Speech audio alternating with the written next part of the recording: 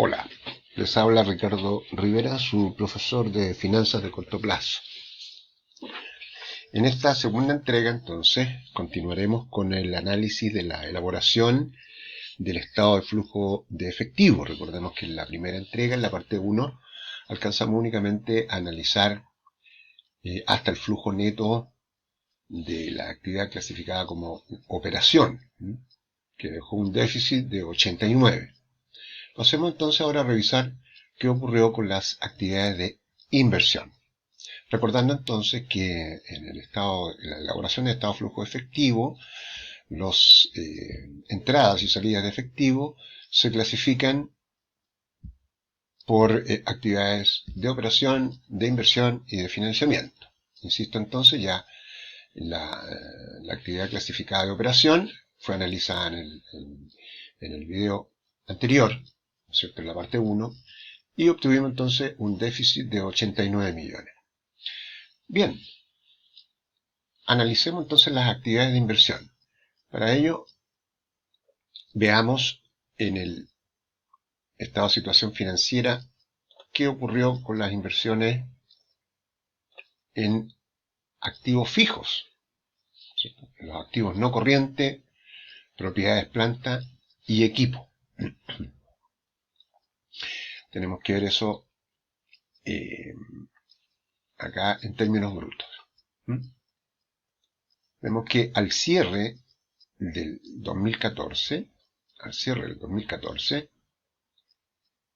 el saldo de la cuenta propiedades, planta y equipo era 2060 y al cierre del ejercicio consecutivo 2015 pasó a 2360. Recuerden entonces que tenemos que analizar si hubo un incremento o una disminución de ese activo. Transferimos la información acá a la hoja de trabajo y podemos entonces visualizar que hubo un incremento de 2.060 millones a 2.360 millones de 300 millones. Entonces, durante el periodo que estamos analizando. Recordando que un incremento o aumento de activo constituye un uso de recurso y por lo tanto lo reflejamos acá en la columna de uso, pero con signo negativo. No hubieron cobros por desinversiones, no hay disminución de propiedad de planta y equipo, por el contrario, hubo un incremento y por lo tanto no hay ninguna fuente de recurso por ese concepto. Por el contrario, hubo entonces un uso de recursos. Para pasar de 2060 a 2360 hubo un uso de 300. ¿Sí? Por eso se indican ahí con signo negativo, que es una salida de recursos. Efectuamos la suma entonces y obtenemos de esa manera el flujo neto por concepto de inversión, que en este caso dejó un déficit de 300 millones. El déficit sumado acumulado entonces es de 389 millones. Desde luego que tiene que haber salido recursos por algún concepto, puesto que tenemos un incremento, ¿no es cierto?, en el efectivo de 100 millones a 132 millones. Luego entonces tiene que haber ocurrido algún movimiento en actividades de financiamiento que permitieron entonces cubrir este déficit y generar un excedente de recursos que permitió aumentar la caja. Veamos entonces qué pasó con la actividad de financiamiento. Vemos que el capital se mantuvo sin movimiento. Por lo tanto, no hay movimiento en el capital, en el patrimonio. Tenemos que analizar entonces qué ocurrió con el pasivo financiero. Para eso analizamos acá en el estado de situación financiera qué pasó con el pasivo financiero. Y nos remitimos acá entonces al movimiento que tuvo la deuda bancaria. Y esta información, de los 426 millones de saldo al cierre 2014, pasó a 847 millones al cierre 2015. Nos traemos esa información a la hoja de trabajo. Acá está. Entonces, al cierre de 2014, la deuda eran 426 millones y al cierre de 2015 esa aumentó a 847 millones, vale decir, hubo un aumento de 421 millones. Como podemos verificar acá en nuestro cuadrito, nuestra ayuda a memoria, cuando hay un aumento de pasivo, que es lo que ocurrió acá, hay un aumento de 421, eso constituye entonces una fuente de recursos. O sea, terceros ajenos, en este caso instituciones financieras, bancarias, nos proporcionaron recursos adicionales por 421 millones.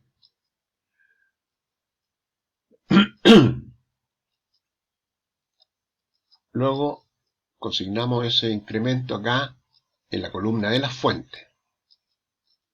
No hubieron disminuciones de pasivo financiero, por lo tanto no hubo un uso por ese concepto, solamente hubo una fuente, ¿no es cierto?, que se refleja acá en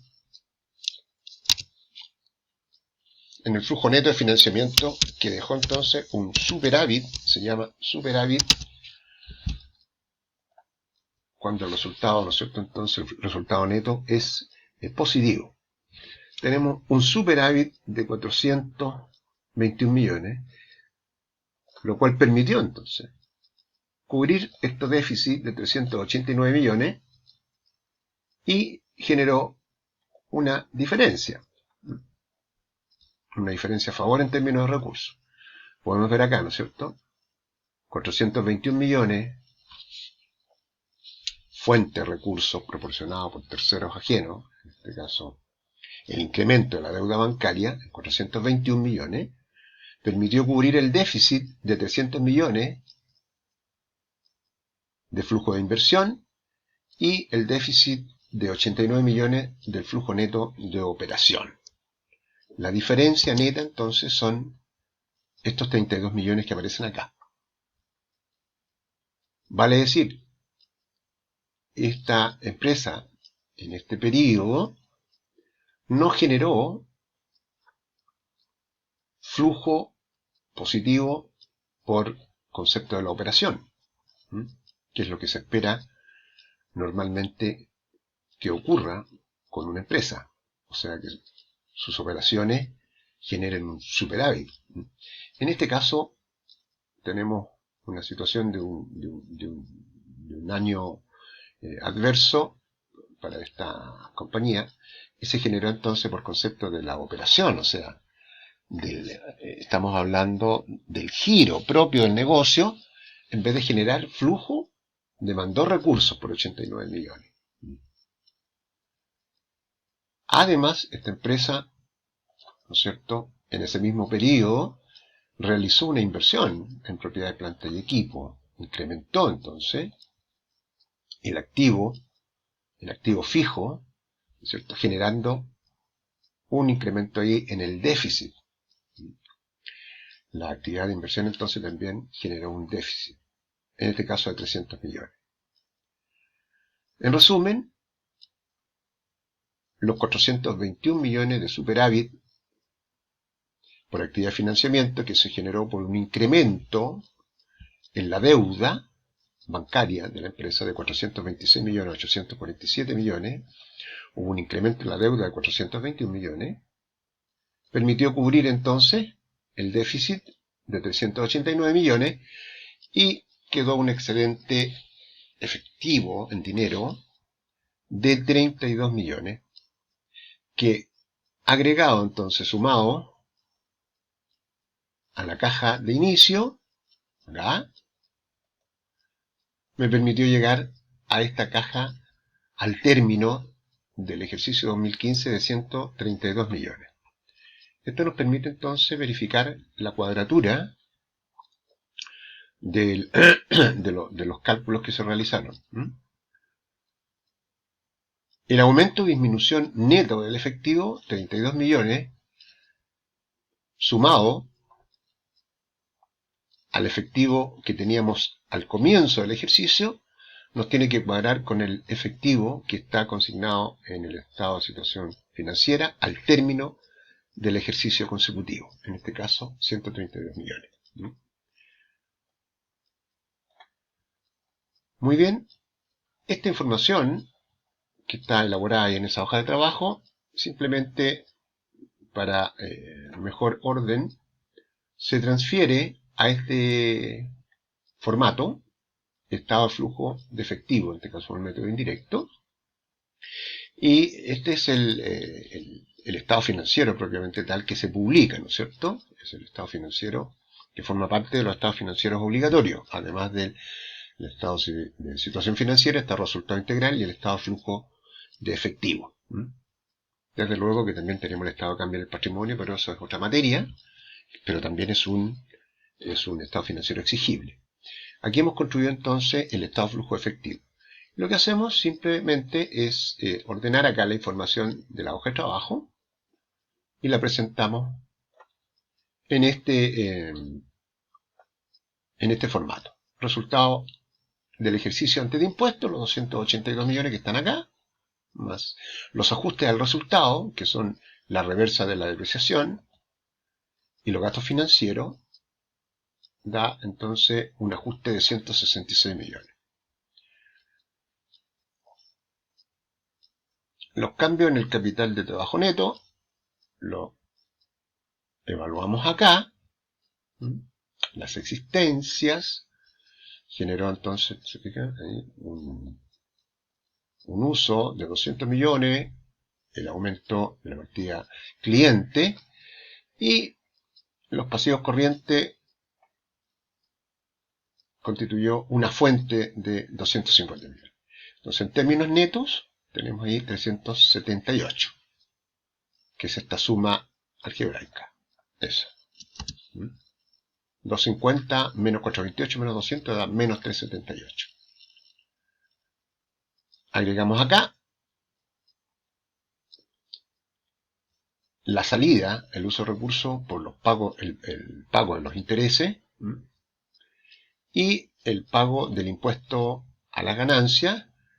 ¿Cierto? Tenemos esta salida de 159 millones. Por lo tanto, el flujo neto de las actividades operacionales, ¿cierto?, generó ese déficit de 89 millones, que es lo que obtuvimos acá.